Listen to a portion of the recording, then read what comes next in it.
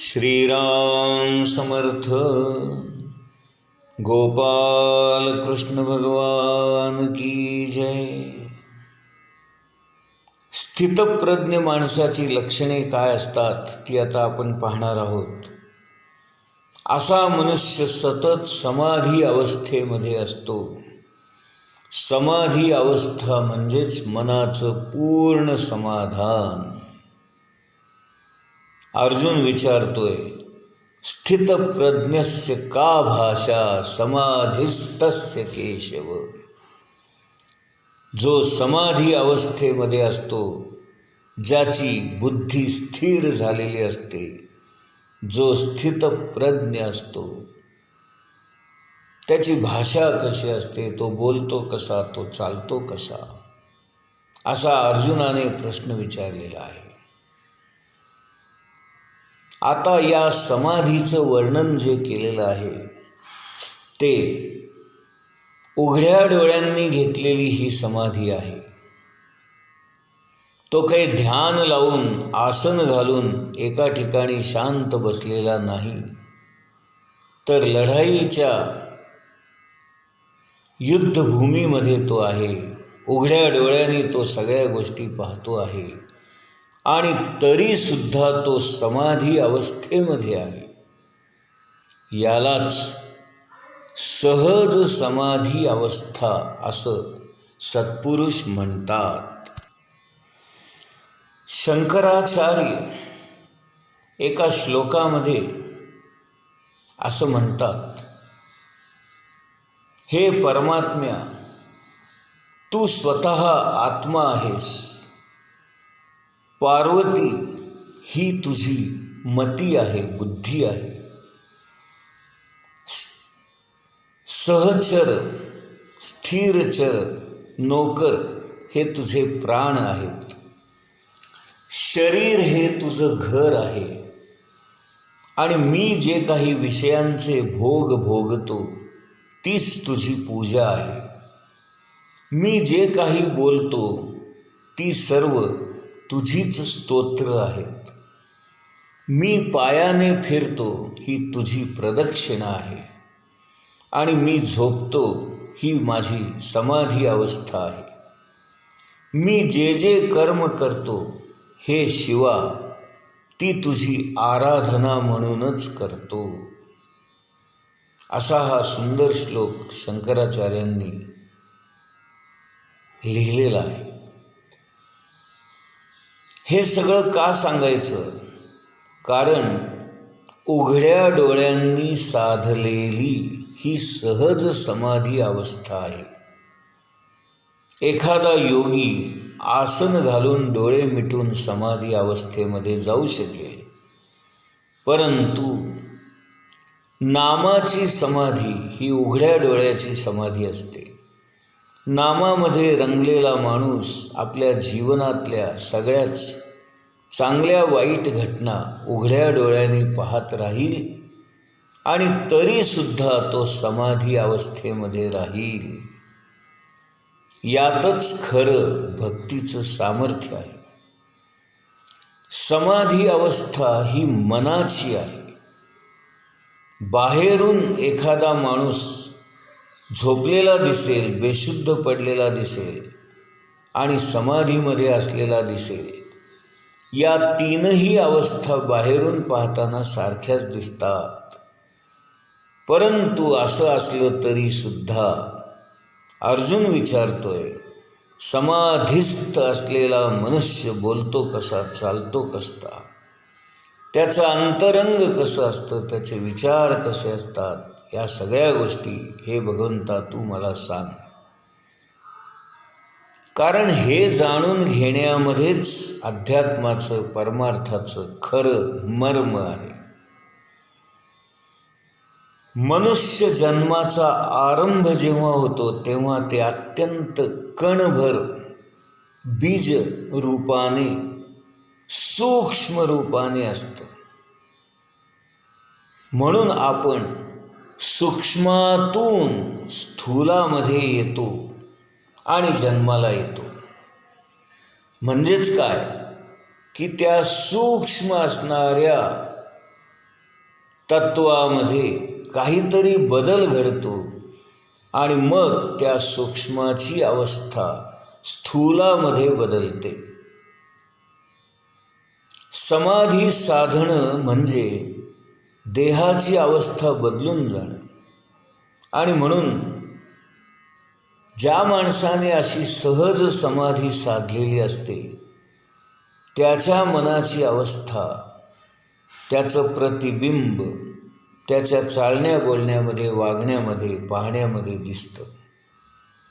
महाराज म्हणतात की माणसाची आध्यात्मिक उंची किंवा परमार्थिक पातळी ही त्याच्या डोळ्याच्या हालचालीवरून कळते.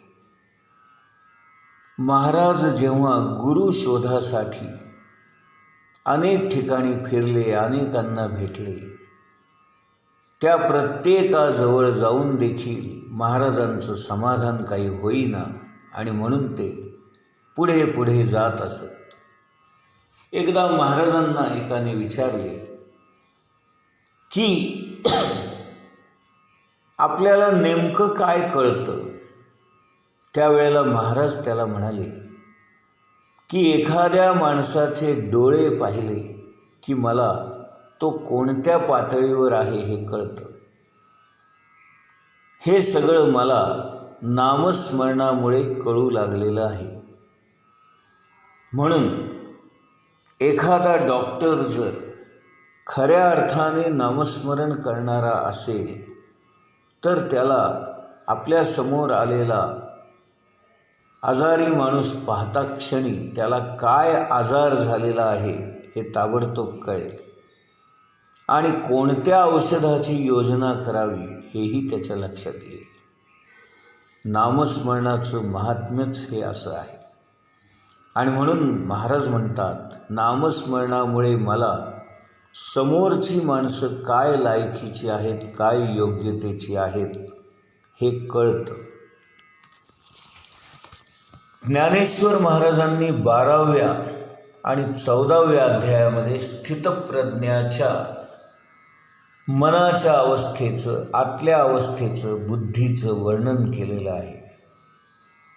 आणि या सगळ्या अवस्थांचा परिणाम त्याच्या इंद्रियांवर दिसतो.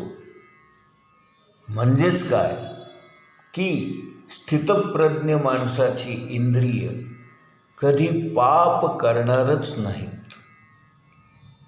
रामकृष्ण परमहंसांची अवस्था अशी असे की त्यांनी जर सोन्या चांदीच्या भांड्यांना स्पर्श केला किंवा पैशाला हात लावला तरी त्यांचा हात वाकडा होत असे.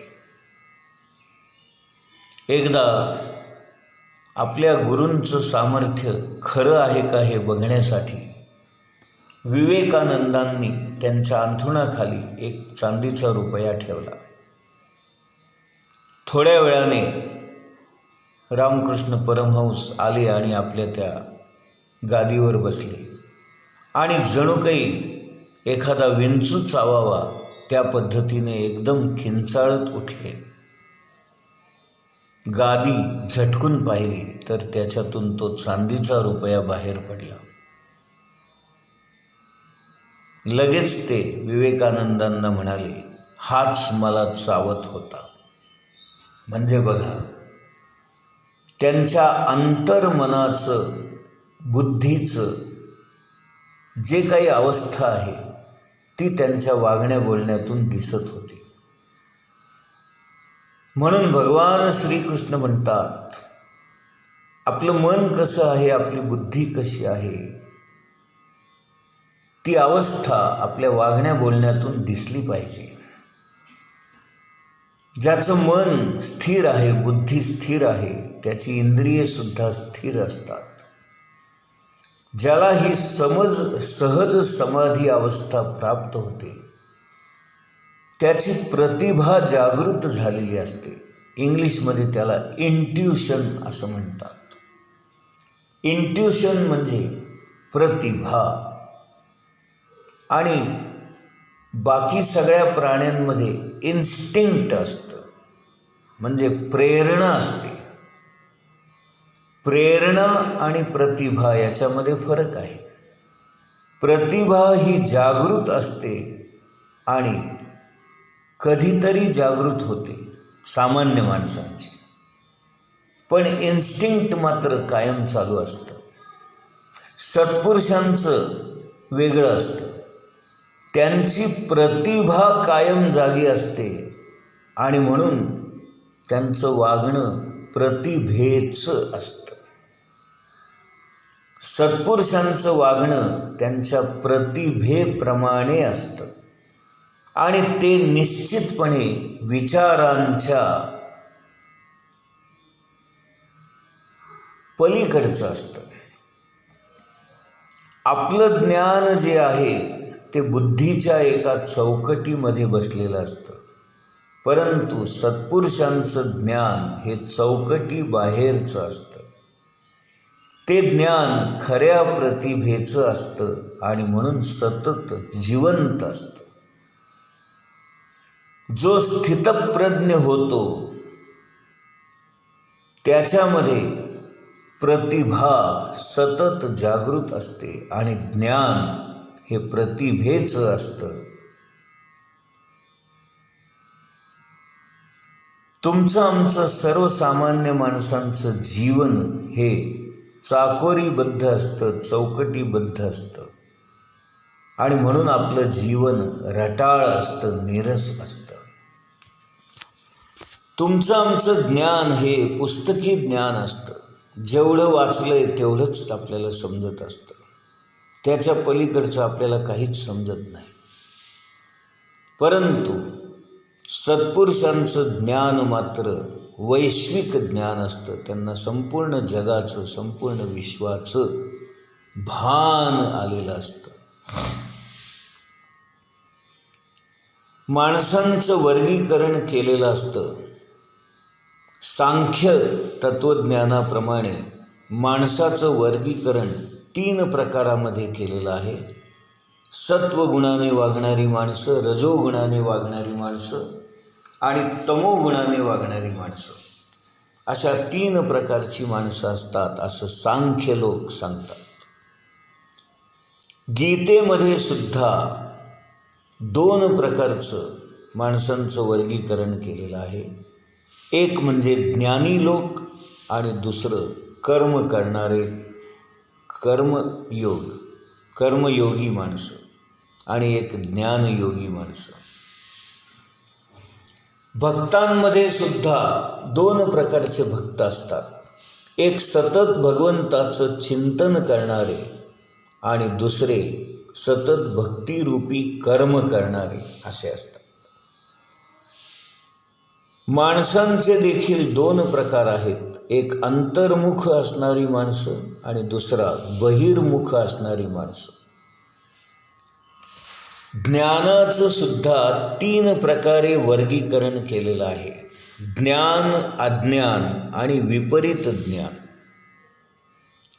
आणि ज्ञानी पुरुषांमध्ये सुद्धा स्थितप्रज्ञ आणि स्थितप्रज्ञ नसणारा असे वर्गीकरणाचे प्रकार आपल्याला गीतेमध्ये किंवा सर्वसामान्य ग्रंथामध्ये सुद्धा आपल्याला आढळतात. एखाद्या माणसाची बुद्धी, प्रज्ञा स्थिर होणं म्हणजे काय, तर एखाद्या गोष्टीबद्दल अतिशय निसंशय होणं, निभ्रम होणं, मनामधल्या सगळ्या प्रश्नांची निवृत्ती होणं हे स्थितप्रज्ञ असण्याचं लक्षण आहे. मी जिवंत आहे हे ज्ञान आपल्याला अत्यंत निसंशयपणाने भासतं. असा निसंशयपणा भगवंताच्या अस्तित्वाबद्दल मात्र आपल्या मनामध्ये नसतो. आणि आणखीन एक महत्त्वाची गोष्ट अशी आहे की सर्वसामान्य माणसांना आपला देहच खरा वाटतो, आत्मा आहे हे वाटतच नाही. आणि म्हणून ज्यांना मी किंवा माझा देह हा खरा नसून तो परमात्मा, तो आत्माच खरा आहे हे ज्याला निसंशयपणाने वाटते त्यालाच स्थितप्रज्ञ म्हणावं. आणि भक्तीच्या भाषेत जर सांगायचं झालं तर माझ्यापेक्षाही तो भगवंत खरा आहे असं वाटणं म्हणजेच तो खरा भक्त किंवा स्थितप्रज्ञ. महाराज म्हणतात, जो विभक्त नाही तो भक्त, म्हणजे जो पूर्णपणे भगवंताशी एकरूप झालेला आहे आणि समरस झालेला आहे, एकत्व पावलेला आहे, तोच खऱ्या अर्थाने भक्त असतो. कारण मी नाही तोच अशी त्याच्या मनाची धारणा झालेली असते. ज्ञानी माणसांमध्ये सुद्धा अहम ब्रह्मास्मी याचा अनुभव जेव्हा येतो तेव्हाच त्याला निसंशय ज्ञान असं म्हणतात. कबीर महाराजांचा एक सुंदर दोहा आहे. ते म्हणतात, जब मैं था तब हरि नहीं और जब हरि है तब मैं नहीं. प्रेम गली अति साकरी तामे दो न समाई. जेव्हा मी होतो तेव्हा हरी नव्हता आणि आता हरी आहे तर मी नाही. या प्रेमाच्या गल्लीमध्ये, या भक्तीमध्ये अतिशय अरुंद अशी जागा आहे. त्यामध्ये दोघांना एकाच वेळेला स्थान नाही. भगवंत आहेच असं निसंशयपणे वाटणं हीच स्थितप्रज्ञ अवस्था. गोपाल कृष्ण भगवान की जय.